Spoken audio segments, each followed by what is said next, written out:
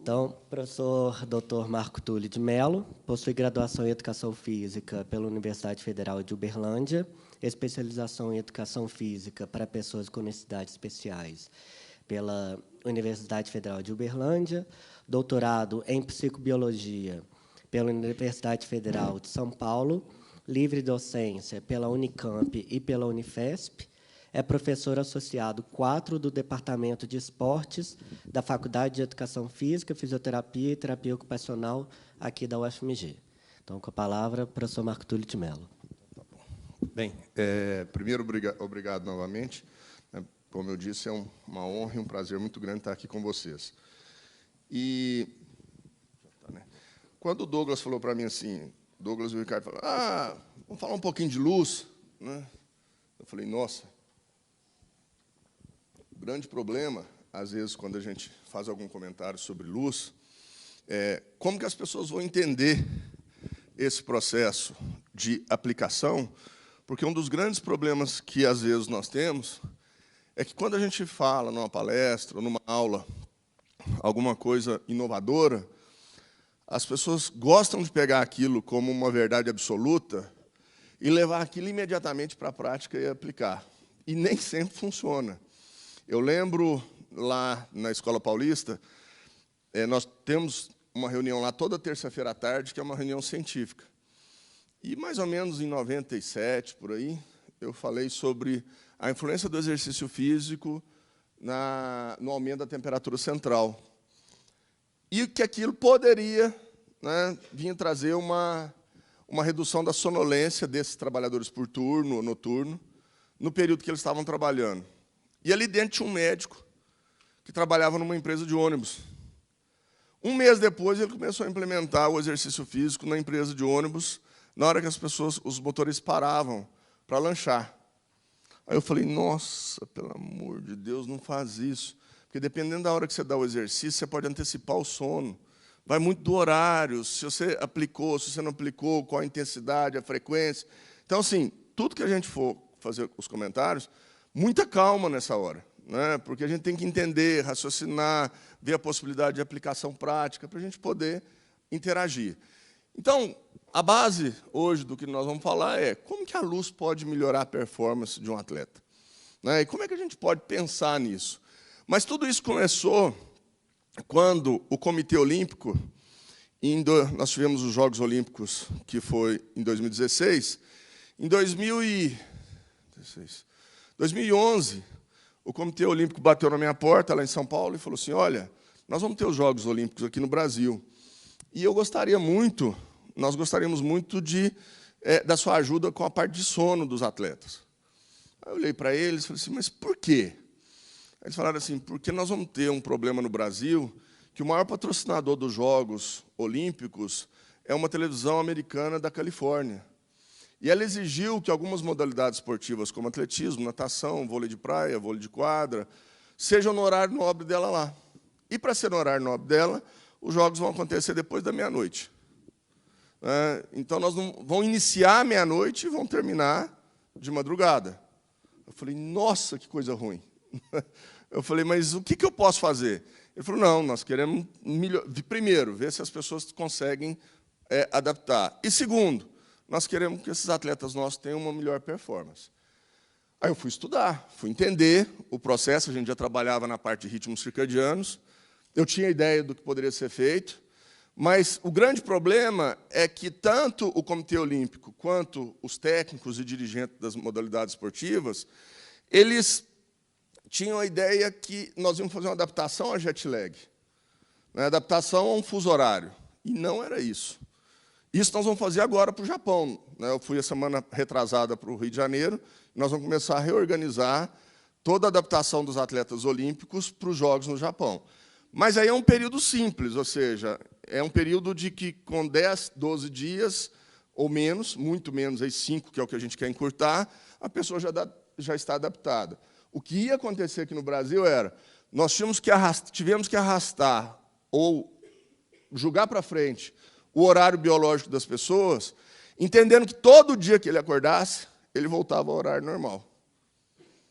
E ele voltava ao horário normal por quê? Por causa do sol, Todo dia ele acordava, o sol estava no mesmo horário. Todo dia a escuridão chegava no mesmo horário, que é diferente de você ir daqui para o Japão, que o sol e a noite, né, a claridade e a escuridão vão chegar em momentos diferentes. Então, todo dia nós tínhamos que enganar o nosso organismo. E é isso que eu vou mostrar para vocês como que a gente fez para poder organizar isso. E aí a primeira pergunta sempre foi, poxa, tá, eu vou trabalhar isso com os atletas, mas quanto tempo eles precisam para se recuperar? Ou seja, como é que é feita a recuperação de um atleta que teve um desgaste muito grande hoje num treino ou numa competição? Quanto tempo ele precisa? Quanto tempo, né, a gente vai entender que esse desempenho esportivo vai necessitar dessa recuperação? Aí nós tivemos que entender todo esse processo de carga de treino, né, o quanto que o atleta entende, subjetivamente e fisiologicamente, que ele está ou não cansado, para entender que ele recuperou ou não, o quanto tempo de sono cada um deles precisava para se sentir descansado. E isso é completamente subjetivo. Ou seja, eu posso perguntar para cada um aqui quanto tempo de sono acha que precisa e quando tem um desgaste muito grande, seja ele cognitivo ou físico, o quanto que precisa descansar. E aí, a primeira pergunta que nós tínhamos para os atletas era assim, você dorme bem? E, na ideia, se eu perguntar aqui, vocês acham que o atleta dorme bem? Quem acha que ele dorme bem, levanta a mão, por favor. Quem acha que ele não dorme bem, levanta a mão. Está meio a meio, né? Está bem meio a meio. Eu também achava que ele dormia bem, mas a gente foi descobrindo isso aos poucos. Nós fomos descobrindo e tentando entender se esse atleta dormia bem. E a primeira pergunta que a gente tinha que convencer os atletas era assim, que é uma coisa que acontece com vocês. Todo mundo fala assim, nossa, Túlio, eu acho dormir uma perda de tempo danada. Eu queria dormir menos, eu preciso trabalhar mais, eu preciso fazer mais coisas. Aí eu vinha e falava assim, poxa, mas você não acha que o nosso organismo foi organizado para dormir 1/3 de nossas vidas à toa?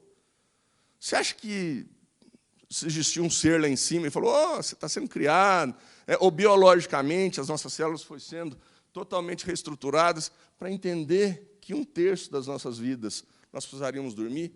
E aí você fala assim, não, eu quero reduzir isso aqui, porque eu acho perda de tempo danada. Ou seja, aí nós começamos a complicar a nossa situação. À medida que o nosso dia a dia começa a ocupar o nosso tempo de descanso, a gente começa a ter um processo de débito de sono ao longo do dia. Nós começamos a ficar sonolento na hora que está num carro dirigindo, nós ficamos sonolentos na hora que está trabalhando, em vários momentos. E aí você começa a falar assim, nossa, eu estou ficando tão cansado, né? E aí você pergunta, mas por quê? Eu falo, não, eu estou fazendo a mesma coisa. Mas você descansa à noite? Eu estou dormindo menos.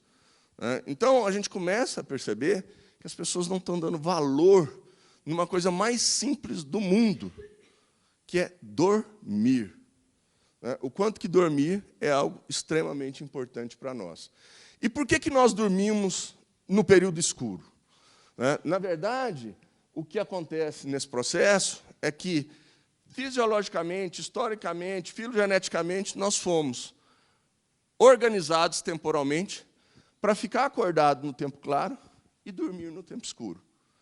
E nós nos adaptamos a isso. Se nós ficássemos nessa sala aqui, num claro constante, ou numa escuridão constante, durante 10 dias, 15 dias, sem saber se lá fora é dia ou noite, sem ter informação nenhuma lá de fora, vocês iam perceber que o nosso ciclo de 24 horas ia aumentar um pouquinho. Ele ia passar por um ciclo de 24 horas e 15, 24 horas e meia, podendo chegar a 26 horas. Então, a gente já começa a perceber que o ciclo humano ele é maior do que 24 horas. Mas nós nos organizamos nas 24 horas porque nós temos uma claridade e uma escuridão que nos organiza. E nos deixa muito bem sincronizados. Diferente, por exemplo, quando você vai para a Islândia, quando você vai para alguns países, que o período temporal muda muito. Você tem períodos que você tem claridade, quase que 20 horas ao longo das 24, e períodos de escuridão também de 19 e 20 horas. E aí a gente começa a sofrer e ter influências muito maléficas para o nosso organismo quando essas reorganizações precisam acontecer. Então, o nosso organismo começou a entender que existia o claro e a noite, mas como é que ele percebia isso? Através daquela informação que o Ricardo acabou de falar, através dos olhos. É através da informação visual que o nosso organismo entende que existe claridade ou escuridão, informa um nucleozinho chamado núcleo supraquiasmático, que é, entre aspas, o nosso grande relógio biológico. É ele que fala assim, olha, está na hora de você acordar. Então, vamos começar a secretar cortisol aqui enquanto você está dormindo, porque vou te preparar para o dia. Olha, vamos secretar melatonina. Olha, aumenta a temperatura do corpo, diminui a temperatura do corpo. Ele é o nosso maestro. Mas ele é nosso maestro porque ele tem aquela informação da luz, através da informação visual. Então, ele é que começa a nos organizar temporalmente. Aí, como você chama? A Juliana pode falar assim, que é gordinho, está dando aula ali, está mentindo demais. Mano. E o cego? Ele não enxerga.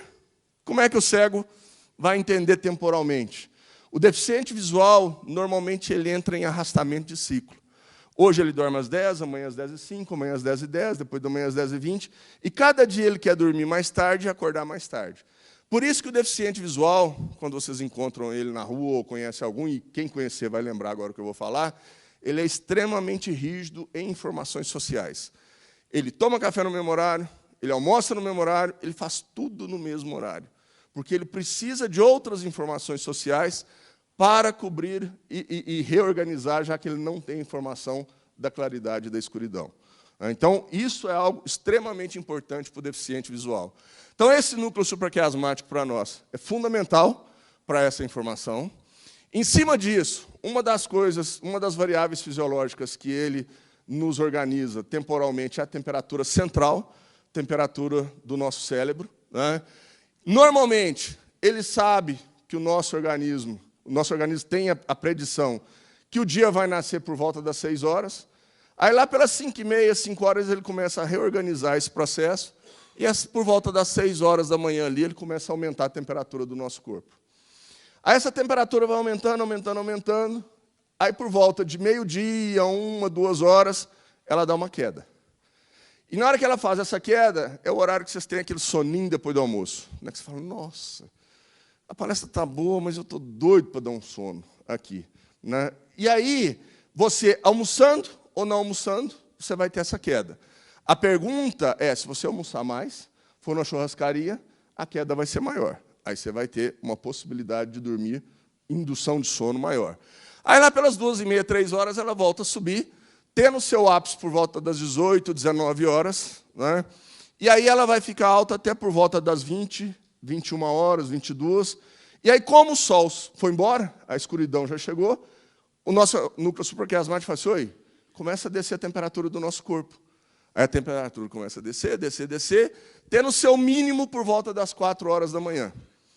Então, entre 3h30 até 5 horas da manhã, é o momento que a temperatura cerebral está no mínimo. E quando eu tenho temperatura cerebral baixa, significa que eu tenho mais melatonina sendo secretada. Então, se vocês forem em qualquer estatística da Polícia Rodoviária Federal, estadual, seja ela qual for, ou em qualquer fábrica, vocês vão ver que é na madrugada, entre 3 e 5 horas da manhã, que você tem o maior número de acidentes.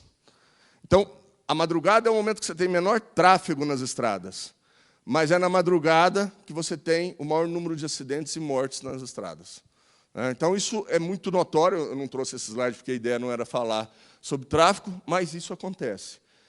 Entendendo que essa temperatura comanda os nossos aspectos fisiológicos, vocês aqui lembram de algum recorde mundial em prova de longa distância, seja na natação, no atletismo, onde for, com exceção da maratona, porque normalmente as maratonas são de manhã cedo, não por causa... meio que, entre aspas, habitual fazer maratona de manhã cedo, mas vocês lembram de outras provas que o recorde mundial foi batido de manhã cedo? Normalmente existe, mas são poucas. Normalmente os recordes mundiais são batidos na hora que a curva da temperatura central está alta. Então, é isso, mais ou menos, que o COB pediu para a gente. Oi, eu sei que a temperatura do corpo precisa estar alta para um melhor desempenho, mas eu sei que, por volta das 8, 9, 10 horas, vai cair. E meus atletas vão disputar a prova lá meia-noite, 2 horas da manhã, na hora que a temperatura devia estar baixa. Então, eu quero resolver esse problema. Eu preciso melhorar o meu desempenho na madrugada. Então, eu preciso que você nos ajude. Eu falei, tá bom, então vamos tentar. E aí a gente foi estudar os atletas. E aí nós fomos perceber quem que era matutino, quem que era vespertino, quem que era curto dormidor, quem era longo dormidor. E aqui, por exemplo, é uma curva da temperatura central de quem é matutino e quem é vespertino. Quem é matutino, gosta de dormir cedo e acordar cedo, a curva da temperatura central ela é adiantada. Quem é vespertino, gosta de dormir tarde e acordar tarde, a curva da temperatura central é atrasada. Ela tem um atraso ali. Então, a gente começa a entender como modificar essa temperatura para cada atleta, porque isso passou a ser individual, na hora que a gente pensa nisso aí. E, da mesma forma, agora já abrindo um outro parâmetro, já que a gente está falando de vários aspectos, essas pessoas que são matutinas e vespertinas extremas, elas não... Antigamente, eu falava assim, poxa, por que eu vou pegar um motorista de ônibus e escalar ele numa rota, onde que ele vai, se ele é matutino, se ele gosta de dormir tarde e acordar tarde, ele é um vespertino. E por que eu vou pegar um motorista de ônibus matutino e pôr ele para trabalhar à noite? Essa era a lógica que eu levava. Depois de ter avaliado mais de 15 mil trabalhadores por turno, nós entendemos que esses caras não se adaptam ao trabalho noturno e por turno. Eles são pessoas que, com 1, 2 anos de trabalho, eles vão embora da empresa. Eles começam a ficar muito doentes, eles começam a não ter responsabilidade e falam assim, olha, esse negócio de trabalhar à noite ou por turno não é meu. Eles não são grandes resistentes.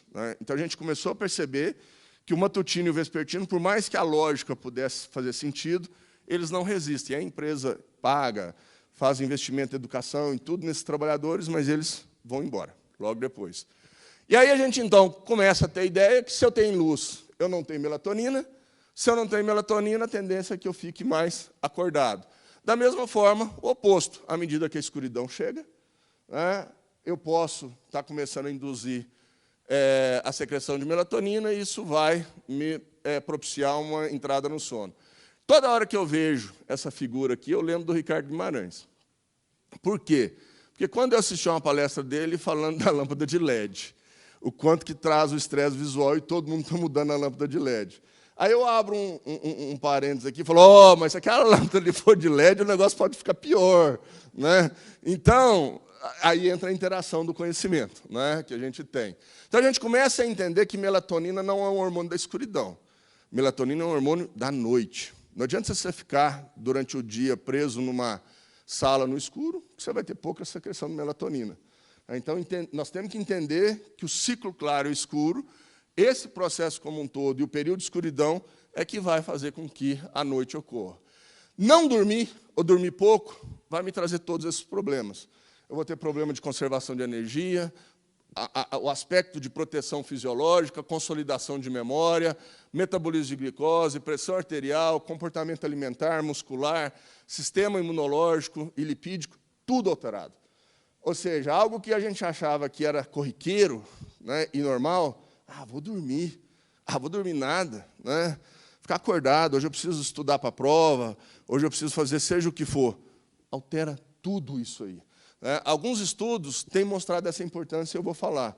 Mas a base, se eu fizer essa pergunta aqui, como é que você chama? Ô, Fábio, por que você dorme? A ideia é essa. Todo mundo fala assim, não, eu durmo para recuperar. Se você dorme para recuperar, por que você não quer dormir?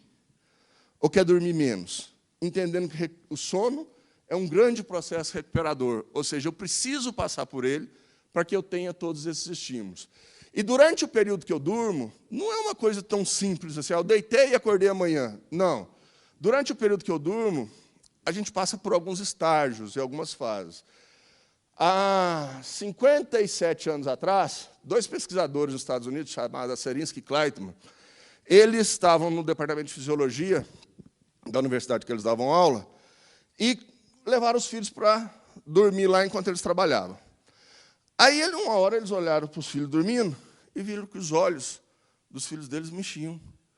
Aí um olhou para o outro e falou, que legal! Tem um momento que a gente dorme que os olhos mexem. E um momento que a gente dorme e os olhos não mexem. Então, há 57 anos atrás, nasceu a primeira classificação dos estágios de sono. O sono REM, que é movimentos oculares rápidos, e o sono não REM, ou seja, o sono que eu mexo os olhos, o sono que eu não mexo os olhos. Ao longo desse tempo, o sono foi redividido. Hoje nós temos o sono não REM e REM, onde o não REM foi dividido em 3 estágios. Então, nós temos o estágio 1, que é um estágio muito superficial, tá certo? É um estágio que você deita e põe a cabeça no travesseiro, mas você fala assim, nossa, ainda estou escutando um negocinho lá na cozinha, lá de casa, você ainda tem a percepção de que passou um ônibus na rua. Alguns autores até falam que isso não é sono, mas é considerado sono. Aí isso nós estamos falando 4 a 5% de uma noite total de sono. Aí você tem o estágio 2, que é um estágio que você fica muito tempo nele, de 45% a 55% de uma noite de sono nele, mas, entre aspas, hoje, ele é considerado um sono pobre. Ele é um sono que te recupera pouco, né? Aí eu vou abrir um parênteses de novo. Eu acho que essa informação que nós temos hoje, ela é muito porque nós não temos instrumentos ainda para medir o sono 2. Porque seria, desculpe a palavra que eu vou usar, uma ignorância do meu organismo de me deixar 50%, 45% a 55% de uma noite de sono nesse estágio e ele não ser bom. Eu acho que nós ainda temos falta de instrumento para avaliar. Mas hoje ele é considerado isso, ele é um sono pobre. Tá? Aí nós vamos para o sono 3, o sono de ondas lentas. Como é que você chama? Que é o sono que a Gabriela está dormindo. Aí alguém chega perto dela e fala assim, ô, Gabriela, acorda, Gabriela. E não acorda de jeito nenhum. É aquele sono profundo. É aquele sono que a pessoa não acorda.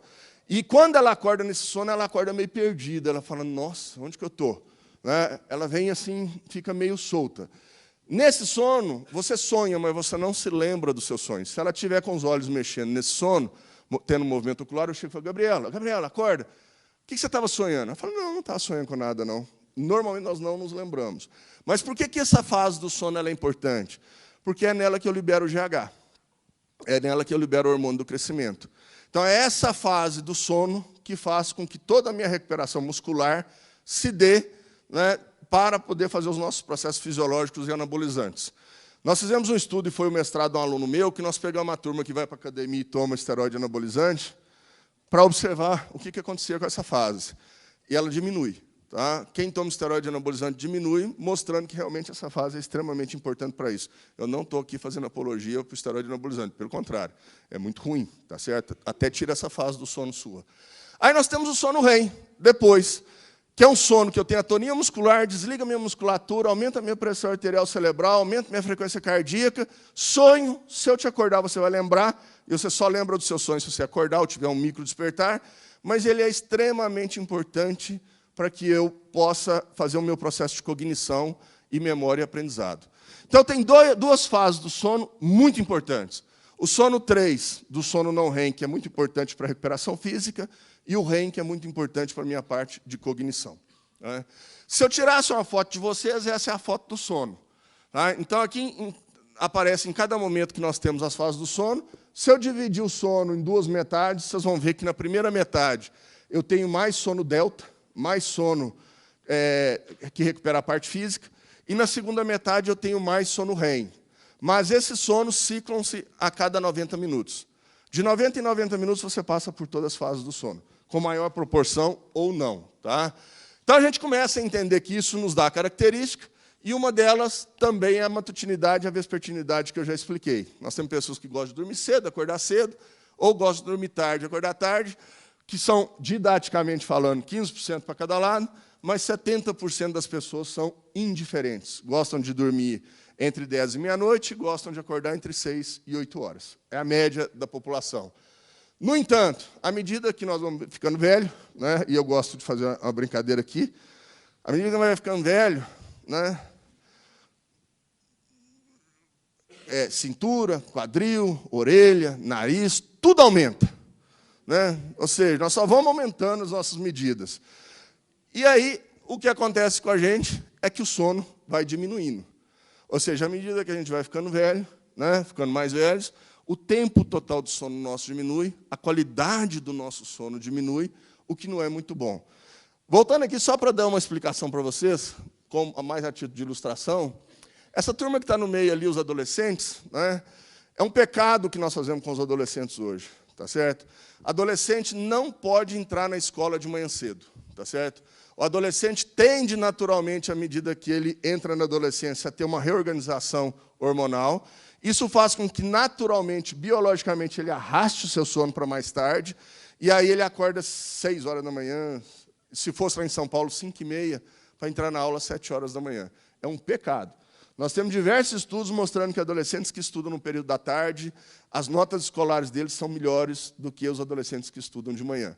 Qual é o nosso problema? Nós não temos escola para adolescente de manhã cedo, né? Porque nós fizemos uma convenção nacional, onde o pai sai de casa, deixa o menino, na hora do almoço volta, pega, e isso ficou para o período da manhã. Então, nós estamos fazendo uma judiação com os adolescentes.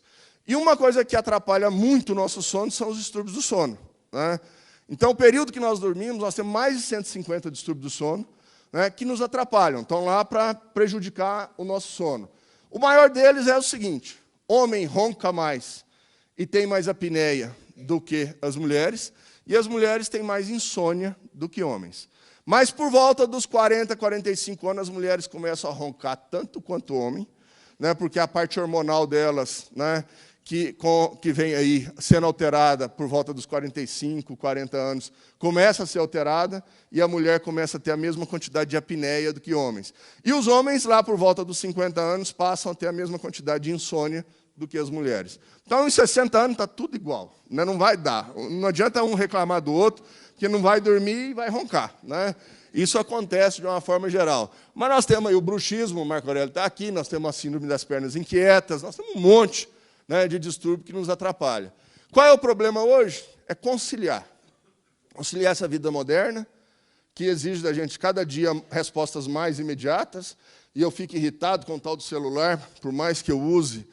Teve um período que eu fiquei 2 anos sem usar, eu mandei um e-mail para todo mundo, falou assim: a partir de hoje eu não uso mais esse meio de comunicação.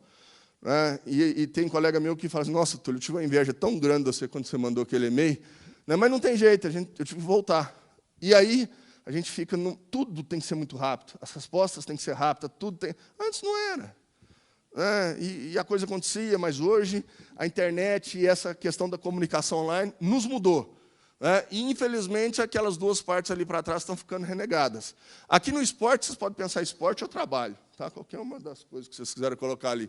Mas a gente passa menos tempo com a família e menos tempo descansando. Cada dia nós nos sacrificamos mais, né? E se você perguntar, por que você trabalha? Eu trabalho para ganhar dinheiro, né? E porque eu gosto. E para quê? Para ter uma família legal, ter as coisas que eu preciso, viajar, dar condição para meus filhos. Mas você não fica com a família e não descansa, né? Você só fica trabalhando. Então, o reflexo disso, às vezes, para a gente, e eu faço isso também, tá, gente? Eu falo, mas eu faço, né? Infelizmente. Mas nós temos que repensar um pouquinho tudo isso. E o problema é, à medida que nós dormimos menos, nós vamos tendo um sistema relacionado à privação ou restrição de sono. Privado de sono é aquele sujeito que não dormiu de um dia para o outro. Restrito de sono é a pessoa que dormiu menos do que deveria. E aí ele vai ter um débito de sono. E aí, quando eu vou cutucar a Valéria, né, e falo assim: pô, Valéria, você imagina um estresse visual, síndrome de Irlen, em quem está dormindo menos do que deveria, né? O quanto que isso pode ser agravado, né? Qual é a relação de um desencadeamento do estresse visual em uma pessoa que dorme bem e tem um padrão de sono normal, ou uma pessoa restrita de sono, né, que dorme mal? O quanto que quem dorme mal ou dorme menos, seja por distúrbio do sono ou porque está dormindo menos tempo, pode desencadear, né, ter o gatilho mais rápido para tudo isso. E aí diversos estudos já mostraram, olha, dormir menos te prejudica na modalidade esportiva. Tá certo? Você tem menos tempo de reação, menos atenção, menos concentração, tá certo? Ou seja, a sua parte de cognição, restabelecimento físico, vai estar comprometido. Então, isso, com certeza, dormir menos vai prejudicar o atleta. Esse estudo aqui da Terry, né, mostrou o seguinte: olha, ela pegou 1000 indivíduos, né, que dormiam após 6 anos, estavam dormindo só 5 horas. E o que ela viu? O índice de massa corporal aumentou nessas pessoas, ela viu que a leptina diminuiu e a grelina aumentou. Quer ver um resumo básico desse slide? Chega para o porteiro do seu prédio e fala assim: depois que você começou a trabalhar à noite, o que aconteceu com você? Que você acha que mudou no seu corpo? Ele vai falar para você assim: eu engordei. Né? Ou seja, passei a dormir menos, eu engordo. Né? Eu altero toda a minha parte metabólica. À medida que eu começo a dormir menos do que eu deveria, das respostas imediatas é aumento de peso e perda de massa magra. Esse estudo aqui da Lepro, que é uma grande amiga nossa, mostrou assim, olha, vou te deixar você 7 dias dormindo só 5 horas. Só 7 dias. Tá? E aí o que ela verificou? As taxas de secreção de testosterona caíram entre 10% a 15%. Poxa, gente, testosterona para um atleta é fundamental. Ou seja, testosterona vai trabalhar todo o gatilho da força, né? Vão ser trabalhar toda a parte que o atleta precisa no seu desenvolvimento de performance. Isso, 10% a 15% para um atleta, e aí eu vou usar uma ilustração só para vocês terem uma ideia, né? Seria como o músculo envelhecer de 10 a 11 anos. Né? Em uma semana.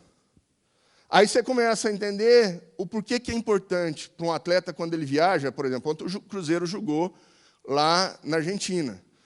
Antigamente, os caras pegavam o avião e já vinham direto, logo depois do jogo. Não dá.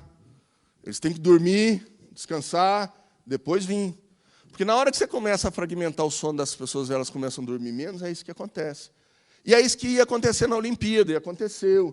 É isso que acontece quando vai para o Japão agora na Olimpíada. A pessoa começa a dormir menos e tem menos secreção de testosterona. Se isso ocorre, aquele período pré-competitivo que ele vai ter, vai estar prejudicado. Ele não vai ter uma resposta do jeito que ele deveria ter. Aí esse estudo nosso, né, esse aí eu cutuquei muito um aluno meu que é nutricionista, o Murilo Dátio, que fez o mestrado e o doutorado comigo lá em São Paulo. Nós percebemos o seguinte, olha, ficar restrito e privado de sono, você perde músculo. Você tem atrofia muscular. Então, quando você não dorme o quanto que você deveria dormir, você vai perder músculo. Né? Então, você perdeu testosterona, e aí você vai substituir esse músculo por quê? Por gordura. Às vezes você não vê uma alteração física, mas você está substituindo tudo isso aí. E tudo isso porque o processo de degradação fica maior. Eu não recupero durante o sono, eu não passei lá no sono delta, eu não tive a quantidade de sono delta, o hormônio do crescimento que eu precisava, aí a minha parte de degradação sempre vai estar maior. Né? Dentro disso, como consequências do débito de sono, déficit de memória, aumento de irritabilidade, né, alterações metabólicas e endócrinas e quadros hipertensivos. E a mais longo prazo, né, hoje já existem monografias da Organização Mundial de Saúde, diversos estudos publicados, mostrando que esses trabalhadores por turno, cada dia trabalham num horário, e os trabalhadores noturnos, que trabalham à noite, depois que aposentam, têm uma alta incidência e frequência de câncer. E uma das hipóteses é porque eles secretam menos melatonina. Porque o período do dia que eles vão dormir, eles têm menos melatonina, e à noite, na hora que você teria maior secreção de melatonina, ele está acordado. Né? Então, uma das hipóteses é essa. Né? Então, dentro disso tudo, ficar sem dormir ou dormir menos do que se deveria, eu diminuo a minha performance ou o meu rendimento esportivo. Né? A ideia é essa. Então, a ideia nossa, lá no processo, era tentar julgar essa curva da temperatura corporal mais alta para frente. Né? A gente queria tentar fazer com que isso ocorresse. Por quê? Porque quando eu tenho a queda da temperatura corporal... Opa, deixa eu voltar aqui. Quando eu tenho a queda da temperatura corporal aqui, tudo meu vai, dentro dos aspectos de performance, vão piorar. Ou seja, a minha sonolência subjetiva aumenta, meu desempenho cognitivo piora, meu tempo de reação visual piora e minha temperatura cai. Ou seja, a temperatura caiu, o restante do desempenho nosso cai também. Né? Com isso, né, a minha parte sensório-motora, psicomotora, percepção sensorial, cognitiva, muscular, psicológica, cardiovascular, função metabólica, capacidade aeróbica, não vai responder da forma que eu gostaria que fosse. Ou seja, a gente tinha que prever tudo isso para deixar os atletas trabalhando bem.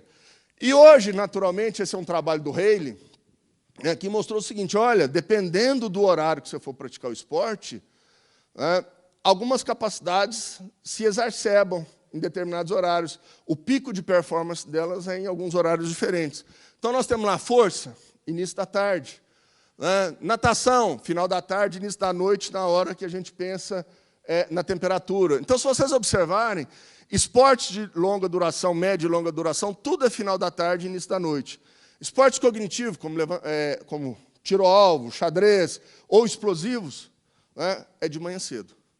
Então, dependendo do que for ser a modalidade esportiva, você tem uma maior propensão de rendimento de manhã ou de tarde.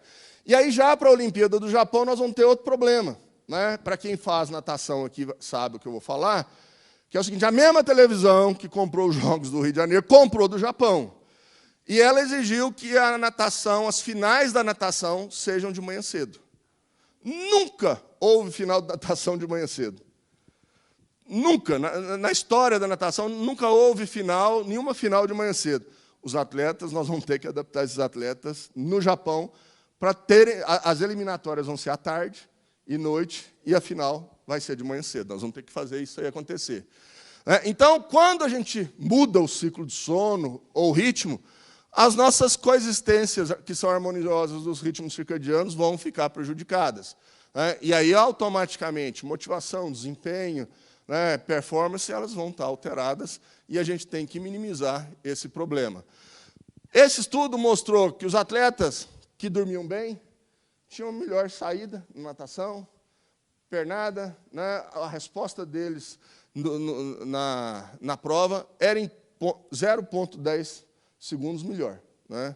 Esse outro estudo aqui, que foi feito com judocas, mostrou que aqueles judocas que dormiam o período normal e aqueles que foram privados de sono tiveram como consequência perda de força muscular e perda de potência. Ou seja, eles privaram os judocas um tempo maior e, automaticamente, eles perderam potência. E o que a gente observa no judô? O judô, o atleta tem muita força física. E aqueles atletas de categorias mais altas, que são mais pesados, além deles terem força física, eles ainda têm um percentual de gordura alto. E aí tudo isso vai implicar, porque na hora que ele perde massa muscular para sustentar o peso dele, ele fica mais susceptível a qualquer processo de perda muscular. Esse estudo mostrou que aqueles atletas que dormiam menos, ou seja, que dormiam menos de 8 horas por dia, tinham 1,7 mais lesões do que os outros atletas. Isso a gente fez aqui agora no time do Atlético e do América. Nós pegamos fizemos a actigrafia dos atletas profissionais e fomos no departamento médico e fomos olhar o número de lesões que eles tiveram naquele ano. Os atletas que dormiam menos eram os que mais tiveram lesão, os que mais tempo ficaram no estaleiro, o que mais repetiram lesões, ou seja, dormir menos para esses atletas é prejuízo no bolso para o dono do time. Porque você imagina um atleta que ganha aí R$500 mil por mês ficar 15 dias afastado. Você perdeu 250 mil no mês. Ou seja, é muito dinheiro que você perde quando um atleta vai para o estaleiro. Isso a gente fez aqui. Esse outro estudo aqui mostrou que os atletas que trabalharam com a parte de sono e tiveram um sono melhor, aumentaram o tempo total de sono e diminuíram a latência do sono, ou seja, dormiram mais rápido. Eu vou fazer um acordo com você, só para eu deixo esses slides aqui em PDF e depois eles passam para todo mundo, se vocês quiserem, para vocês não terem que tirar foto. Isso não é problema, não. Tá? Oi? Ah, tá? Então tá jóia. Então, beleza. Opa, parou. Então, como os nossos atletas dormem? Essa foi a primeira pergunta que a gente fez. Eu achava, igual vocês, que a atleta dormia bem. Aí nós fomos ver. Então, esse aqui é um dos trabalhos que a gente fez. Na verdade, eu acompanho. Eu tive 2 ciclos muito importantes nessa parte de esporte. Desde a criação do Comitê Paralímpico, eu vim trabalhando com o Comitê Paralímpico em 94. E agora, esse ano, eu virei para minha esposa, a Andressa, e falei, eu não vou mais trabalhar com Paralímpico. Fica com você, porque eu acho que a gente tem que passar a bola para a turma nova que vem aí, porque senão a gente fica aqueles dinossauros e não deixa ninguém crescer. Então, deixei a turma nova no Paralímpico, e agora, desde o ciclo da Olimpíada para o Rio de Janeiro, a gente vem trabalhando com o COB também. Então, esse foi um trabalho que a gente fez para a Sydney, em 2000, onde nós avaliamos e adaptamos os atletas para o fuso horário da Paralimpíada em Sydney. Depois, esse aqui, que foi a delegação brasileira durante o Mundial Paralímpico de Atletismo, que foi na Nova Zelândia. Nós fizemos todo o trabalho com eles também, e mostrando o quanto que eles alteravam o padrão de sono, geralmente mostrando que eles estavam dormindo mal. E aí, gente, isso aqui que vocês estão vendo do lado esquerdo aqui é um actograma. Um actograma ele é um laudo, é um resultado que nós temos de um reloginho chamado actígrafo. Então, se vocês observarem, cada linha dessa é um dia. Aonde que está em azul né, é que o atleta tirou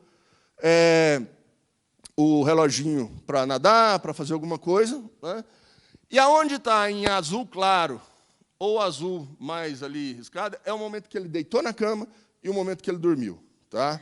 Então, olha só, esse atleta aqui nós temos aí 1, 2, 3, 4, 5, 6, 7, 8, 9 dias de actograma aqui dele.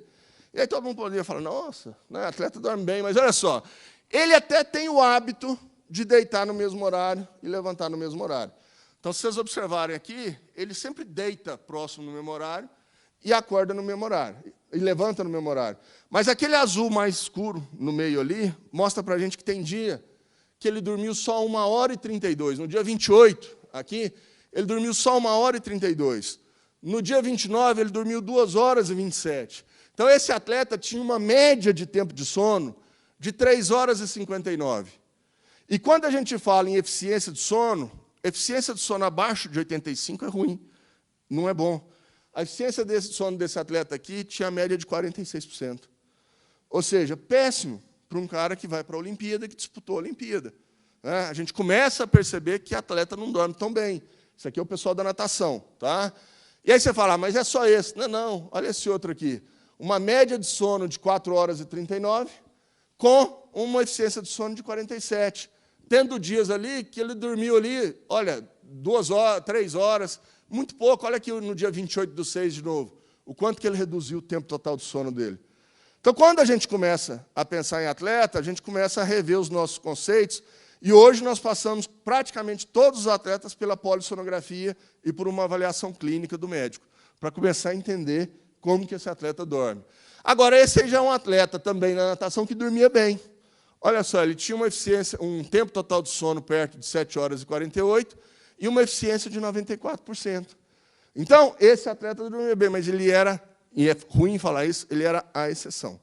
Tá? Ele era os 10, 15% que dormia bem, contra os outros 80, 90% que foram para a Olimpíada e dormiam muito mal. Então, aí nós fomos chegando nesse artigo de novo, que era como é que a gente ia fazer, entendendo que tudo isso que a gente conversou, como é que eu mudo o ritmo circadiano desses atletas? Né? Então, vieram vários atletas reclamando que o calendário esportivo era muito prejudicial para eles, ou seja, nós não vamos recuperar, né, para nós isso não será uma boa no Rio de Janeiro, né, esse modelo de horário de competição vai ser muito ruim. E aí vieram todos os atletas começando a reclamar, em especial a natação. A ideia era que esse sujeito, né, deixa eu voltar aqui, é que esse sujeito pulasse na piscina meia-noite, meia-noite e 45 medalha, 1h30 entrevista, 2 horas vai para o doping, 2h30 chega na Vila Olímpica, e 3 horas ele entra para o jantar. Né? Só que no dia seguinte, se esse atleta fosse fazer outra prova, vamos supor que hoje ele fez o nado crawl, amanhã ele vai fazer o peito ou costa, amanhã tem seletivo 1h e ele tinha que acordar para ir para essa seletiva. Né? Então, a ideia é que eles iam dormir muito pouco, né? E nós tínhamos que alterar isso. Então, nós fizemos todo um protocolo, nós fizemos um rastreamento de actigrafia nesses atletas 2, 3 anos antes deles irem para a Olimpíada, passamos ele pela polissonografia e por uma avaliação clínica, e depois levamos esse pessoal para os processos de intervenções que nós fizemos. Nós usamos muito o actígrafo, porque o actígrafo é um reloginho validado, eles nos dão essa condição de observar. Você pode falar assim para mim, esse aí do Polar, esse outro do que tem aí o Vibe, né, são bons? Eu falo, antes isso do que nada. Nós usamos um actígrafo específico para sono. E aí o problema é o quanto ele é caro. Cada reloginho desse custa $1.200. Né? Então, a gente tem que comprar e perde. Tá, gente? Uma vez eu fui fazer no time do Fluminense, no Rio de Janeiro, e em uma semana eu perdi 2. O dia eu fui pôr no motorista da Cometa, o motorista saiu na rua, foi assaltado, o cara levou o actígrafo. Uma coisa que não vai fazer nada, não tem nem ponteiro, não tem nada, né? Não sabe nem o que vai fazer. Mas é uma consequência do que a gente tem. Então, vários estudos já mostram a fidedignidade, né? O quanto que esse equipamento é bom. E aí, o que nós temos um outro processo, nós temos um software que a gente faz predição de acidentes e fadiga. E aí a gente joga também o dado do actígrafo nesse software, e quando tem aquela quedazinha ali que vocês estão vendo na linha pontilhada ali, significa um alerta que naquele dia o atleta ou o trabalhador talvez não possa trabalhar ou não possa competir porque ele não conseguiu recuperar. Aí nós começamos a fazer a polissonografia, e saiu um atleta do judô lá no Instituto do Sono, em São Paulo, fazendo polissonografia para rastrear e diagnosticar os distúrbios do sono e tratar, que foi o que a gente fez, porque senão não adiantava nada, a gente fazia nenhuma adaptação se esse sujeito não dorme bem. Então, a primeira coisa era tratar os distúrbios do sono. E aí nós usamos 2 instrumentos que para nós foi muito importante. Agora eu cheguei na luz. Tá? Um deles era a luz. Nós não falamos lá que luz era fundamental, né, no processo. Então, nós usamos o banho de luz para poder atrasar o ritmo biológico desses atletas. E aí, o que nós fizemos? Né? Normalmente, o meu onset, né, meu início da secreção de melatonina, inicia-se quando a noite está chegando. Então, eu tenho que dar o banho de luz por volta das 18 horas, 17h30, 18, 18h30, dependendo da região do país que eu estou, antes da melatonina ser secretada. Se eu dou esse banho de luz antes da melatonina ser secretada, a tendência é que eu avise o meu organismo que o dia vai ser mais longo. Aí eu começo a atrasar a curva da temperatura corporal. E foi isso que a gente fez. Mas aí nós tínhamos um problema, que era a turma da natação que tinha que dormir logo que chegasse 1, 2 horas da manhã na vila, porque no dia seguinte eles tinham que outra competição 1h da tarde. Aí eu falei, nossa, que coisa, hein?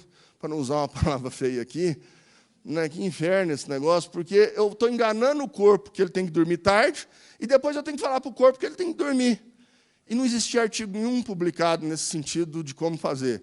Aí, lá nos Estados Unidos, aquela luvazinha ali, ela é utilizada no futebol americano. E ela é utilizada no futebol americano para retardar a fadiga muscular dos atletas. Aí eu peguei essa luva, né, e usamos nos atletas. E qual era o objetivo dessa luva? Resfriar o máximo possível esse sujeito, principalmente a parte cerebral, para que a temperatura caísse, né, e aí ele pudesse dormir. Aí você fala, mas por que você usou a luva e não pôs ele dentro de uma banheira de gelo, que é muito mais barato? Porque se eu pôr ele na banheira de gelo, eu faço vasoconstricção. Se eu faço isso, o que vai acontecer? Eu colabei, retive calor, a temperatura central aumenta. Então, o que eu tive que fazer com essa luva aqui, é que essa luva, na hora que você coloca ela, ela provoca um vácuo na sua mão. Na hora que ela provoca um vácuo, ela mantém a vasodilatação. Aí eu passo água gelada na mão dele. E essa água gelada eu provoquei troca de calor. Na teoria, muito simplista falando para vocês, eu mandei sangue gelado para o cérebro, né, e fiz com que a temperatura baixasse. Essa era a ideia. Então, está aí o óculos. Né, a ideia do óculos era dar o banho de luz, para poder adaptar e atrasar o relógio biológico das pessoas. Né, a gente usou, o COB comprou, se eu não me engano, 30 óculos desses, para a gente utilizar. Né. A luva, né, que é o Cooling Glove aí, né, que a ideia era fazer essa indução do sono, e aí ela provoca o vácuo, faz com que a gente passe todo esse processo. Quem não dormiu foi eu, né, porque eu tinha que ficar de manhã cedo e de noite, eu que fiquei lá acordado. E também usamos a parte de higiene do sono. Né, ou seja, nós fizemos blackout nos quartos das pessoas para que o sol não atrapalhasse, pedimos para não usar celular, né, não usar nada de luz de noite, porque isso ia informar o organismo que ele ia atrapalhar o momento, e tiramos a bebida cafeinada. Isso é um problema, gente. Essa parte de alimentação aqui é um problema. Porque você tem um restaurante na Vila Olímpica, não estou brincando, ele vai daqui até o final daquela rua, lá do outro lado. Não é aqui nessa rua, não, lá na frente, depois da reitoria. Com 4, 5 tipos de restaurantes, 24 horas por dia. O sujeito pode chegar lá e comer de McDonald's a comida espanhola, a hora que ele quiser. Gente, isso para os fisiologistas, nutricionistas, mata, porque o sujeito vai lá comer o dia inteiro. Né? E bebida à vontade, o que ele quiser, menos bebida alcoólica. Então, nós tentamos interagir nutrição, sono, né? E a parte de treinamento, para que isso pudesse ser. E aí começamos o trabalho. Né? Então, aqui é a equipe de polo aquático, as meninas, que o técnico chegou perto da gente e falou assim, essas meninas aqui não dormem. É a primeira Olimpíada que elas disputam, elas estão ansiosas demais. Aí a gente começou a fazer esse trabalho para elas. Então, a gente punha a luva e o óculos escuro. Elas eram obrigadas a colocar o óculos escuro depois das 18 horas, porque eu não queria que elas tivessem informação de luz. Eu estava querendo que elas dormissem. E eu comecei a perceber que o negócio estava fazendo efeito quando, no primeiro dia, as meninas começaram a dormir no sofá, fazendo a luva. Né? Eu falei, mas essas meninas não dormiam, não? Mas está dormindo aqui? Aí, depois de 2, 3 dias, no café da manhã, o técnico delas falou: ô, professor, bom, falou, o negócio do senhor está bom. Eu falei: por quê? Ele falou assim: porque elas estão mais calmas. Elas estão menos estressadas, elas estão mais normais. Eu falei: ótimo, então elas estão dormindo. Porque o primeiro efeito de... mais bem-humorada, ele usou o termo. Eu falei: o primeiro efeito de você não dormir é mau humor. À medida que elas estão mais bem-humoradas, significa que essa turma está dormindo. E deu muito certo. Aqui é a turma da natação, e aqui é tanto com o banho de luz. Ali é o banho de luz no ônibus indo para o treinamento, ainda em São Paulo, antes de entrar na Vila Olímpica. E aí, lá na Vila Olímpica, foi engraçado que nós tínhamos trocado. O handball usava o quarto e a natação usava os óculos. Chegou lá na Olimpíada, inverteu. A natação preferiu usar o quarto, onde a gente dava banho de luz, e o handball foi para os óculos. E ali as meninas, aqui ela é a Etienne, que acabou de ganhar o recorde em natação de inverno em prova curta agora, usando a luva para poder dormir, depois que tinham voltado da competição. Isso já é dentro da Vila Olímpica ali. Aqui é a turma do handball, e a turma do handball foi ao contrário. A turma do handball nunca jogou 9 horas da manhã. E a competição do handball era 9 horas da manhã. Aí o que nós tivemos que fazer?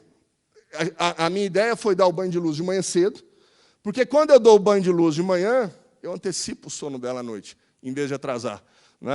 Então, em cima disso, o que a gente fez nesse processo? A gente deu o banho de luz nas meninas 6 horas da manhã. Elas normalmente tinham que acordar às 5h30 da manhã para poder tomar café e estar no estádio às 7h30, 8 horas. Então, elas tinham que acordar muito cedo.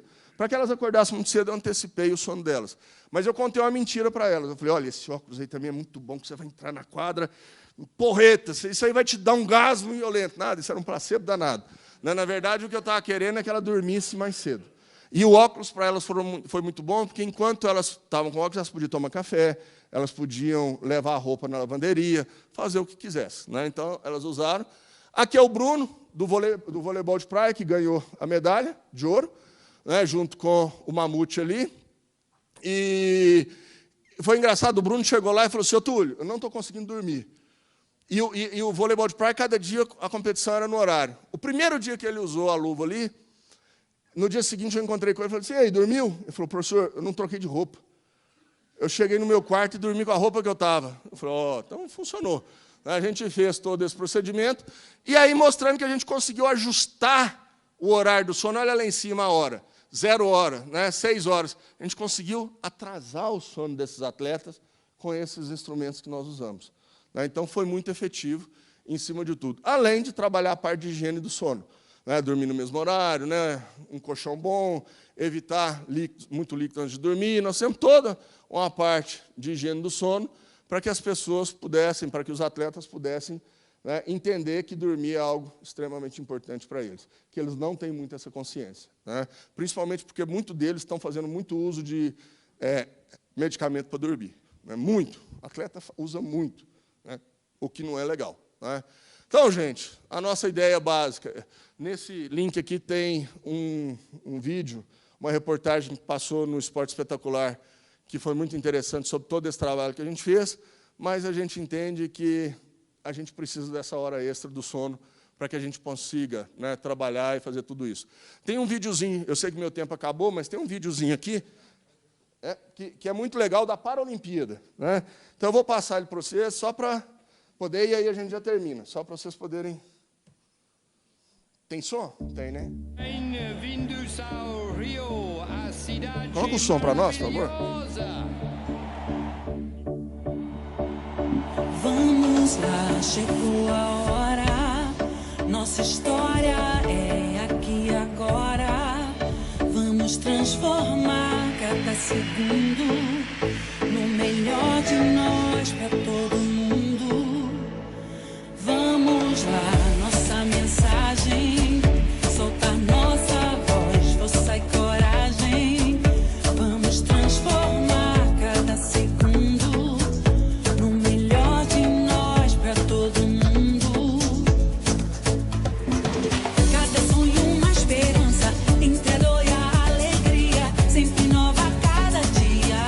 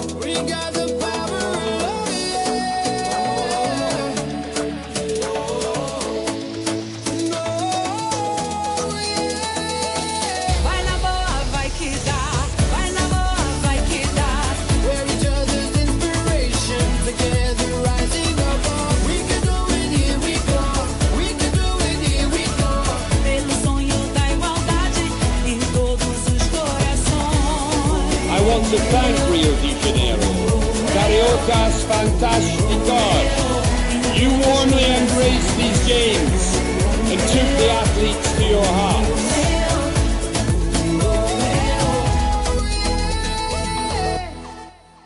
Bem, é uma oportunidade ímpar, né? Eu trabalho com essa turma desde 94 e o aprendizado que eu tive com eles foi fenomenal, né? Eu acho que é algo para nós que quem tiver a oportunidade de um dia assistir uma competição dessa, não deixa de ir não, porque é algo que mostra para a gente uma coisa muito importante na vida da gente. Mas, além de tudo, entender que essas pessoas são pessoas que merecem todas as oportunidades possíveis, né? Porque elas não são diferentes de nenhum de nós, né? Então, acho que isso aí passa a ser o primeiro passo que a gente tem que entender. E isso é um grande aprendizado que a gente teve desde 94, né, quando a gente trabalha. E uma notícia boa para nós é que, aqui no Centro de Treinamento, está sendo aprovado no Ministério dos Esportes esse segundo semestre agora.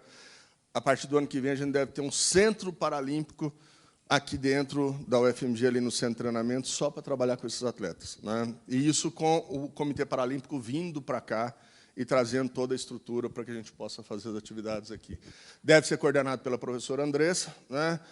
Como eu falei para vocês, a gente vai passando a bola para a coisa acontecer, né? Mas neurociência, fundamental no esporte paralímpico. Não tem como. Como é que se adapta ritmo biológico de um sujeito que não enxerga, né? Como é que você vai organizar todo esse processo? Como é que você pega um indivíduo com lesão medular, que a temperatura dele é diferente, e como é que você vai manipular a temperatura central dele, sendo que abaixo da lesão, né, a temperatura é completamente diferente, porque a parte muscular dele não responde, né? Ou se responde, responde com movimento espástico. Então, é um campo de trabalho, né, fundamental. Agradeço aqui ao Ricardo, né, em especial ao Lapan. Muito obrigado por toda essa, né, parceria e essa amizade aí. Ainda não consegui contribuir com vocês da forma que eu gostaria, né? E talvez é porque a gente não tenha tanto aluno para poder estar contribuindo, mas quero ainda contribuir muito mais e a gente fazer mais coisas. Muito obrigado, gente. Um grande abraço para vocês e bom ano.